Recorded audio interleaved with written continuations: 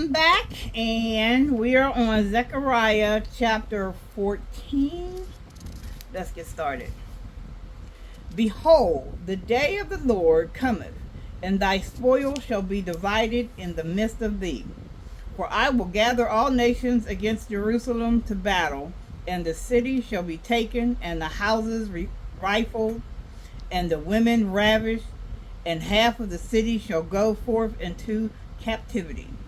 And the residue of the people shall not be cut off from the city. Then shall the Lord go forth and fight against those nations as when he fought in the day of battle.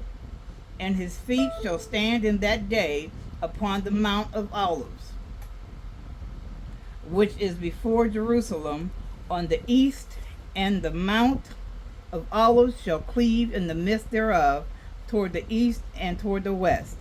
And there shall be a very great valley, and half of the mountain shall remove toward the north, and half of it toward the south. And ye shall flee to the valley of the mountains, for the valley of the mountains shall reach unto Azel. Yea, ye shall flee, like as ye fled from before the earthquake in the days of Uzziah, king of Judah.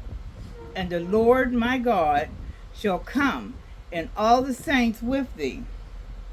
And it shall come to pass in that day that the light shall not be clear, nor dark, but it shall be one day which shall be known to the Lord, not day nor night. But it shall come to pass that at evening time it shall be light. And it shall be in that day that living waters shall go out from Jerusalem, half of them toward the former sea, and half of them toward the hinder sea. In summer and in winter shall it be. And the Lord shall be king over all the earth. In that day shall there be one Lord, and his name one.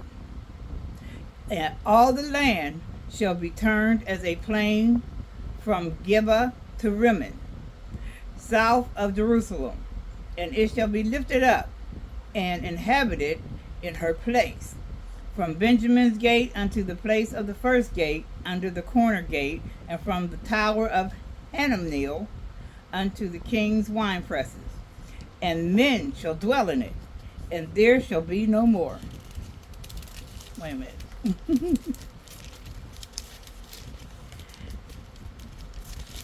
And there shall be no more utter destruction, but Jerusalem shall be safely inhabited. And this shall be the plague wherewith the Lord will smite all the people that have fought against Jerusalem. Their flesh shall consume away while they stand upon their feet, and their eyes shall consume away in their holes, and their tongue shall consume away in their mouth. And it shall come to pass in that day that a great tumult from the Lord shall be among them, and they shall lay hold every one on the hand of his neighbor, and his hand shall rise up against the hand of his neighbor. And Judah also shall fight at Jerusalem, and the wealth of all the heathen round about shall be gathered together. Excuse me. Gold and silver and apparel and great abundance. And so shall be the plague of the horse, of the mule, of the camel, and of the ass, and of all the beasts that shall be in these tents, as this plague. And it shall come to pass in that every one that is left of all the nations which came against Jerusalem shall even go up from year to year to worship the King, the Lord of hosts, and to keep the feast of tabernacles. And it shall be that whoso will not come up of all the families of the earth unto Jerusalem to worship the King, the Lord of hosts, even upon them shall be no rain. And if the family of Egypt go not up, and come not, that have no rain, there shall be the plague, wherewith the Lord will smite the heathen that come not up to keep the feast of tabernacles. This shall be the punishment of Egypt, and the punishment of all nations that come not up to keep the feast of tabernacles. In that day shall there be upon the bells of the horses holiness unto the Lord. And the pots of the Lord's house shall be like the bowls before the altar. Yeah, every pot in Jerusalem and in Judah shall be holiness unto the Lord of hosts. And all they that sacrifice shall come and take of them and seethe therein. And in that day there shall be no more Canaanites in the house of the Lord of hosts. Amen, man. Alrighty then. That is it for Zechariah, the book of Zechariah. That was the last chapter, chapter 14.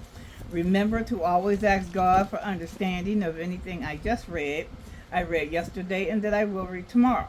I am not a priest, a minister, a pastor, or anything of the sort. I am just a reader and follower of the Bible, learning and getting understanding from God, just as you are. So, with that said, have a blessed day, and remember, God is. Walk with Jesus, because when you walk with Jesus, God shows up. Love you.